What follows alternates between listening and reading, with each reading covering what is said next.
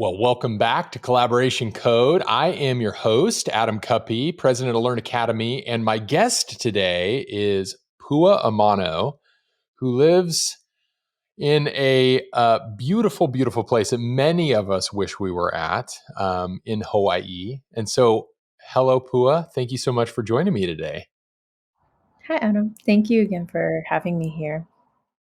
Yeah, so let's start with this, which is I'm really curious. What is something we need to know about you that has motivated you to make your way into tech as a career path? Something that I think everyone should know about me is that um, I guess I've done a lot of different career or not different careers, but like I was in the military and then I transitioned to a career of personal training and group fitness instructing. Mostly stayed with the military. But then we decided to move back home to Maui, Hawaii. And it was when I had my youngest. She was born at 24 weeks. And then, life changed. And being here in Hawaii and having a child who's special needs, that, there comes a lot of cost and a lot of time that and also like the high cost of living here. I wanted to do something where I could use my skills from the military, from personal training, to find a job where I could stay home and still be there for my family, because that's really why we work, right? Is to support our family or our lifestyle. So I was perusing the VA programs, the veterans programs, and that was how I stumbled upon Vet Tec, and that was how I found Learn. And I, looked up what is a software developer. So I didn't have any experience before, before Learn.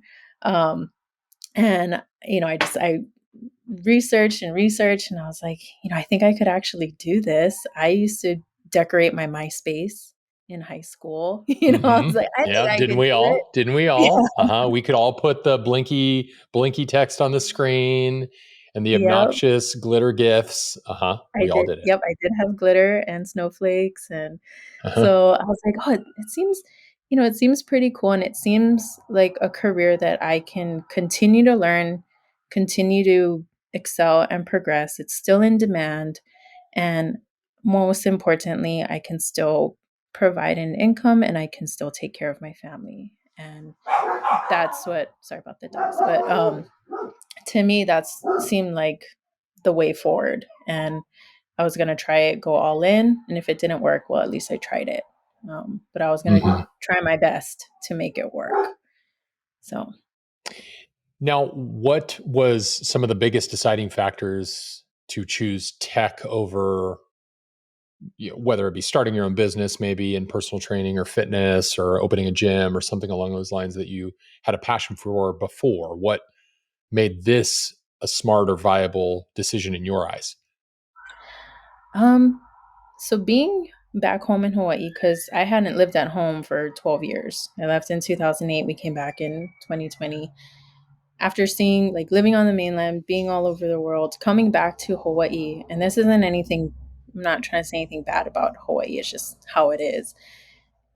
The tech infrastructure here is lacking, and it's not like there's not a lot of junior software engineering jobs here in Hawaii. A lot of it is senior level, but I didn't want to be in an industry that was dependent on someone else as far as like tourism. Um, you're only in demand as much as people come to visit. And I didn't want to be in an industry that's not growing. And Hawaii is they're just behind in tech. And I was like, well, if I can work remote for the mainland, maybe by the time that I've gained enough experience and, have gotten to that senior level, then I can bring that back to Hawaii. Well, by the time they're catching up, and I can be like, hey, I have this Hmm. experience. This is what I can help implement with the local businesses, or, even go to the college here and be like, hey, can we add this to the program? this is what I have to offer. So I saw it as a way to grow professionally, but also maybe have that to give back to the community as well, because I don't want to see my home fall behind, because Sure. they have to keep up, like in order to stay afloat. Well, somebody has to do it, right? I Yeah. mean, if you don't, then somebody needs to. And so I think I feel like the motivation is such an applaudable thing, because it's easy to kind of sit back on your laurels and like say, hey, it's going to be for somebody else. Somebody else will make that necessary change, but it won't be me. And so kudos to you for making that choice. Now, Thank you. looking at what your expectations were for yourself before you joined a program versus looking back on it now, did you have total confidence that it was going to work out? Like, were you 100% secure in that choice, or do you feel like you were, still taking a big risk and you're like, let's hope this works out? Like, where were you at when you had finally made that decision to join a program and make that change? I think it was, I don't know if it was like I have 100% confidence that I'm gonna, I'm gonna succeed at it. It was more of I have to succeed. Like I have to succeed, and this has to work, and I'm gonna do what I have to do in order to make it work, because this is, it's an excellent career field to break into. There's a lot of room for growth, and it's something that will be beneficial to me and to my family and hopefully the community. So I guess that was my attitude going in. Like I have to do this. There's no no room for failing. So yeah, was I confident? Yeah, total No. must. Yeah, total must. Yeah, it No. was. I have to. Hmm. So talk me through, like think back to that moment where you're in that decision making process and sort of evaluating your options, and do I stay the course? Do I change my course? Especially given that in Hawaii, the tech infrastructure, especially for jobs, isn't there, or at least not to the extent it might be on the mainland or elsewhere. Like, how were you going through that process of making that decision? What things were you evaluating, and how were you going about evaluating those things? Um, I would say every week, probably from the moment that I signed up and went through the veterans with Kumba. Sorry, I don't remember. It was like the where like you go into the room and she tells about, I forget the exact word, but it was since It's the then and info before sessions, that. probably. Yes, the info. Yes, thank you. Sorry. So the Sure. info No, it's session, okay. um, from like the week before that, and like every single week, even throughout the boot camp, I was looking up jobs and I was going through the job descriptions. And if I didn't know what it was, I would look it up. I'm like, oh, okay, so that's what C sharp is, or that's what, you know, OOP is. Like, oh, we just learned about that. Or, I was trying to, I guess, build my confidence. Like, hey, you're looking, from before you joined, you didn't know what any of these job descriptions were talking about. And now you're like, hey, we learned that. Or, okay, I understand the concept. I may not know exactly what they're Hmm. talking about, but I can understand the concept if I dig a little further. Um, so yeah, I think that was the motivation, as far as like you are learning. You're learning, you're understanding, and you can always grow if you understand the basic concept of it. Um so yeah, that was motivating for me. Like you're you're getting it. Sure. So yeah. Yeah, those little wins, right? I mean, it's such an abstract idea ultimately. Career change, be a software engineer, developer. It's like saying I'm going to be in fashion, or I'm going to be in food service or restaurants, or something like that. It's like such a big and broad category. We've talked a lot about this, or I've talked a lot about this personally with my wife, is even we're talking about our own journeys. I've crest the age of 40 and thinking a lot about what was my outcome, what have been my outcomes in my own life, especially professionally. and what's the thing that motivates me and drives me, and what's the thing I hope to see in the future. And one of the things she actually pointed out just this last weekend was how a lot of what I do is to help other people achieve their goals too. And so there's kind of a deeper, more contributory motivation for myself. There's a greater purpose that I feel in that.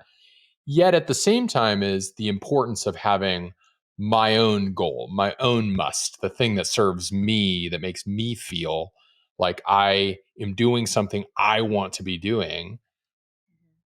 And you spoke earlier about your youngest and having a special needs child, and feeling that how important it was that you provide for them and the family and the things that you need as a family and household. But speak for a minute about what it gives you. Why are you motivated to do it? What's it serving for Pua outside of those kind of external factors?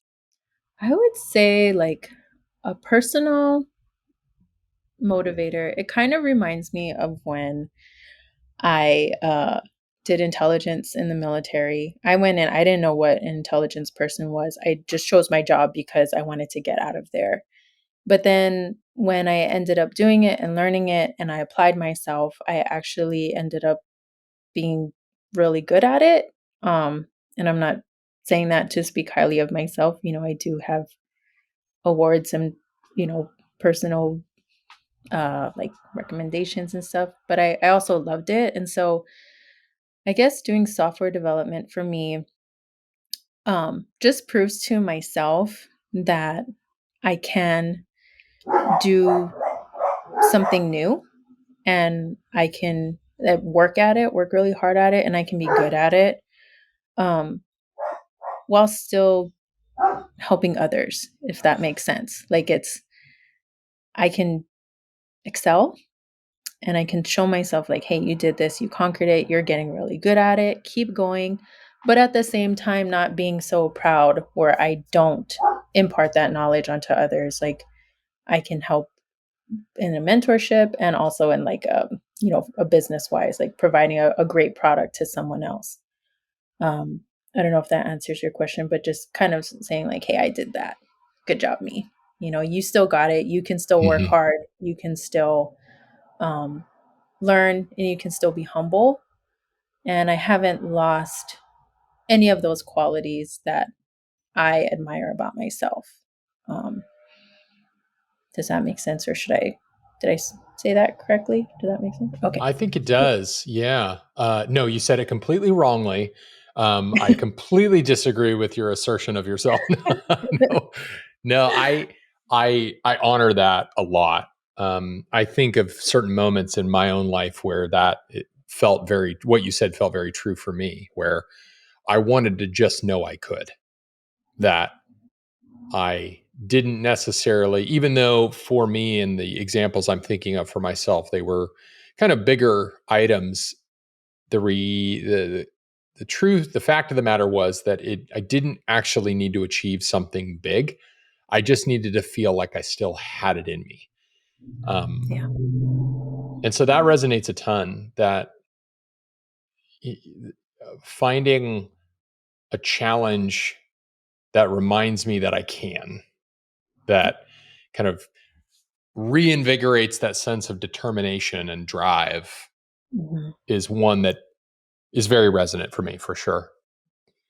And I Yeah. wonder if that, for people who are making choices like these, that there's something in this industry where we're surrounded by challenge.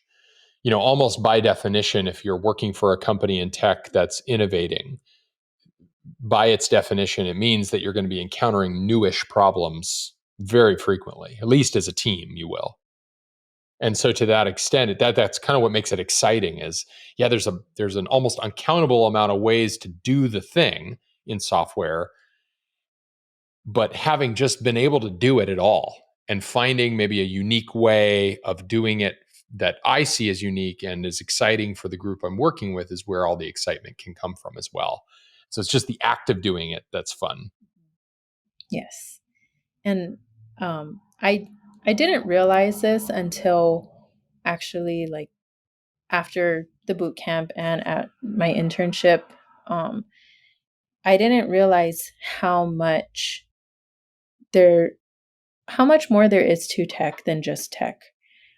Like I do feel like there's this misconception of the tech industry as just being like, oh, everyone just stays behind their computers and makes stuff. I said, but and yes and no. Like you're still interacting with humans, whether um, on a professional level, like with your coworkers, and then your clients as well. It's not another computer asking another computer to make something for them. It's humans talking to one another because they're trying to achieve a certain goal or product.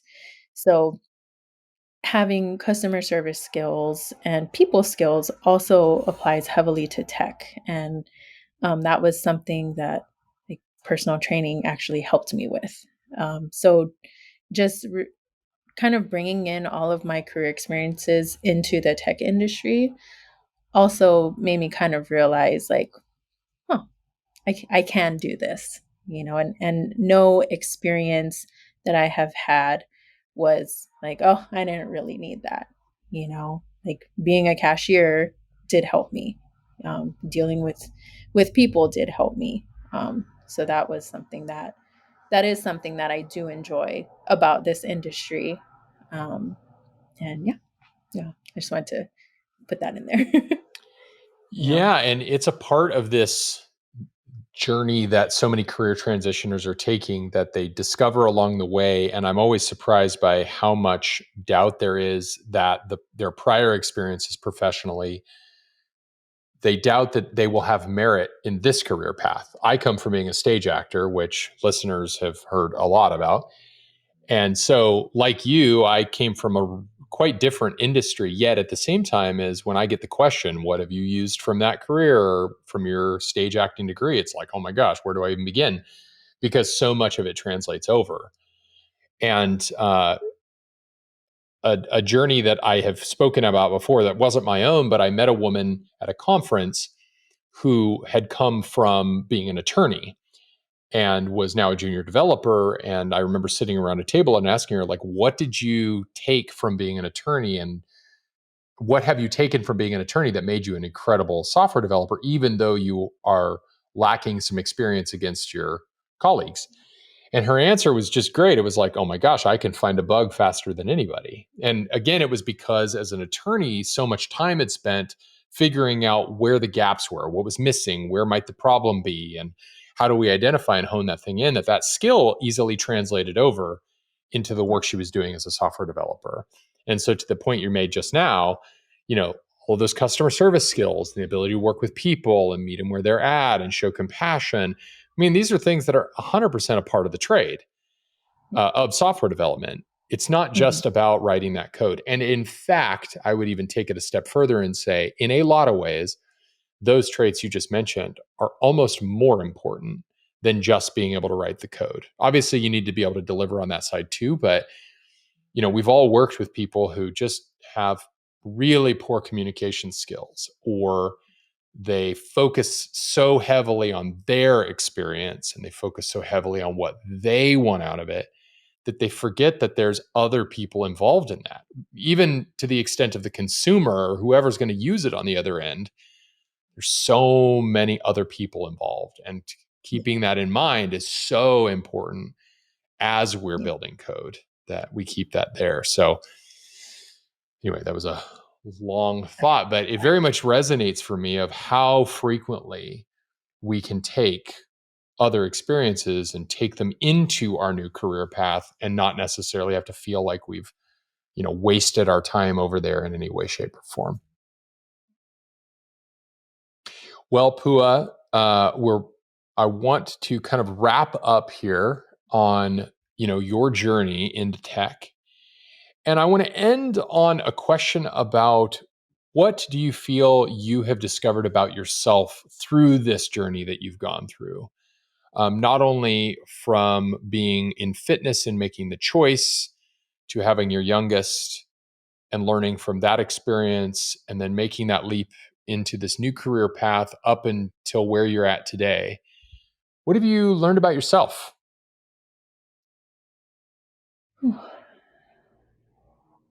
I've learned, and I understand that this statement is relative to whoever says it, but I can do hard things.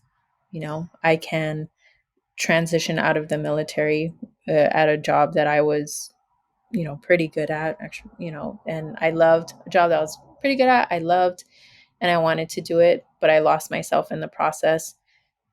Hit rock bottom, started a whole new career, a whole new life. Found my passion, or a passion, personal training, group fitness, still helping people, which is, like I said, another career transition, and also like the physical aspect of it, personal training and learning that, and then changing life again, moving back home across the ocean and starting over again, which, and then having my youngest, and then starting another career. Um, it is a lot and it's hard. It's a lot of ups and downs, trying to navigate, trying to stay afloat and figure out um, how to do life. And this career transition just showed me that I can do it. I can do hard things. And once you go through it, you're going to, you can only go up from there. And it sucks while you're in it sometimes, but the the journey is really what makes you. Um, and I'm glad I did it. I'm glad I took that step, you know. So yeah. Well, I think that's an awesome place to end with the journey is what makes you. I love that. We might steal that as a great tagline because that is so true. The journey is 100% what makes you. So I love that. Well, Pua, thank you so much Yes. for giving us Thank your time. Um, I enjoyed this brief conversation. I actually gave me a lot of opportunity to reflect on my own journey and how the challenge in my way has fed into the motivation that I have had. So, to that extent, thank you so very much for your time. Thank you again, Adam, for inviting me and talking with me. I really did enjoy this. So thank you. Well, with that, to all our listeners, thank you so much for joining us on another episode of the Collaborative Code Radio podcast. Again, if you have questions about Learn's programs, or if you just want support, you're welcome to reach out. We would love to hear from you, and we're happy to help. With that, I bid adieu, and until next time.